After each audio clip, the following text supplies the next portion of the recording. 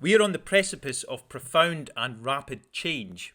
But the problem with humans is that we're quite good at adapting once we have something, but not particularly good at anticipating things before they occur. If you were to try to explain an iPhone to someone in 1990, they probably wouldn't believe you. Similar to today, when AI experts tell us what's coming, we don't quite believe it. However, when things do happen, we believe it in about 10 seconds. If you think about ChatGPT when it first came out and you looked at it and thought, that's amazing, 10 seconds later you accepted it. But for now, we're akin to oblivious people on a beach as a tsunami comes and the water has already receded back. Only a few years ago, ChatGPT 2 was quite stupid.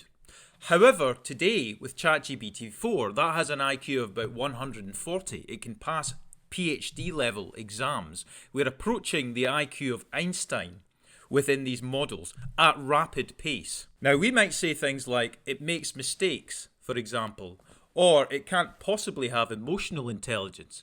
Well, there are billions of pounds and dollars going into developing emotional intelligence for AI at the moment. In addition, the AI penetration rate is the fastest in history. That is, how long does it take to be adopted? Because it comes up against friction and regulation and scrutiny. The PC, for example, only had 15% of users in American households in 1990. Today it's well over 90%. But that's quite slow compared to AI, where there's already more than 300 million users worldwide. In order to sustain this, we need an enormous amount of compute. Under Project Stargate, OpenAI are spending up to $500 billion developing new data centers, not containing these old CPUs that our old computers used to use. New super AI computer chips, GPUs. Elon Musk in Memphis is also spending hundreds of billions on building new data centers. By 2026, globally, data centers will use up the power of a country, will be the 5th largest consumer of energy in the world. That's larger than Japan. This is building the infrastructure of the AI revolution. So the question might be, what is the concern with all of this, as many have noted? Surely these AIs can't really do anything because they just generate text and pictures. Well, we are building already agentic AI, which means we give autonomy to AI. And you might think, well, that's ridiculous. We'll never cede autonomy over to AI so that they can actually act in the world with agency. Well, AI agents are already under construction and are soon to meet the market in about 2026. This will mean that AI can actually do things in the world. Initially, it might be things like it can buy you stuff with your credit card, for example. It will have many applications, but the fact is we are ceding control over to AI to some degree, which will be fantastic for the economy. The global economy is predicted to rise rapidly as a result of mass production. The next challenge might be, well, it has no body. We might be able to put it into appliances like a fridge.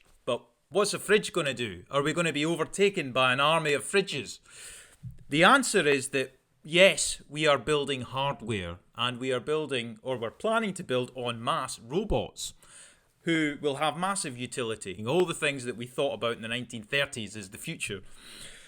But it's not just about what they can do in hardware, it's about what they can do in software. If we think robotics are far away, well, they're due to begin production in 2025, this year. A Tesla robot recently caught a tennis ball. They already have incredible abilities. As a result, there's massive push to do this more safely with more regulation. But that seems unlikely at the moment because we're also in the middle of an arms race.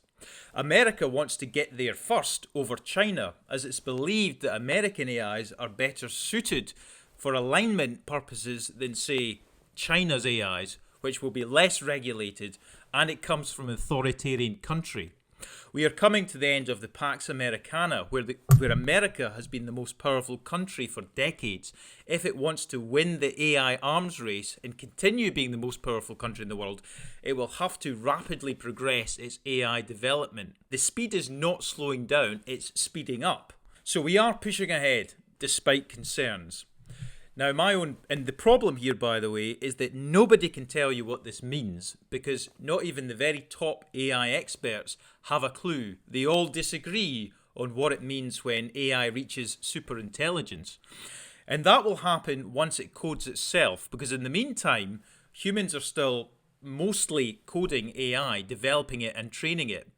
We will soon be in a world where AI can do that itself. In effect, humans act like they're in slow motion compared to what AI can do because it's moving much quicker in terms of its thinking. If it can code itself, it's a runaway technology, often called the singularity because we can't see past it. We just don't know what that means in terms of runaway intelligence. I, for one, or my personal opinion on this, is that humans are evolutionary creatures driven by chemicals and other things, and therefore these cause us to act in a certain way. My hope, therefore, is that it's simply a tool to be utilised, but even still, that doesn't stop major disruption in the jobs market. The International Monetary Fund suggests up to 60% of jobs could be affected by this in advanced economies, and that could increase over time as it becomes more intelligent.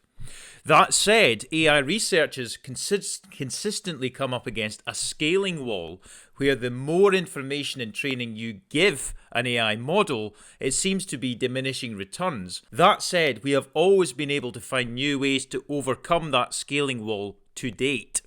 Now, with that kind of job replacement, what does it mean for humans? Does it mean the age of utopia, abundance, or are we going to be simply too unchallenged, lose our intelligence, not learn anything anymore because we don't have to? Or maybe it'll become symbiotic. We already have Elon Musk building Neuralink in order to put this information directly into our heads. So beyond this point, other than the precipice of where we are now, everything is speculative. But it's happening sooner than we think. Most experts think the big year is going to be 2027 or 8, where there's just a runaway explosion. So stay tuned.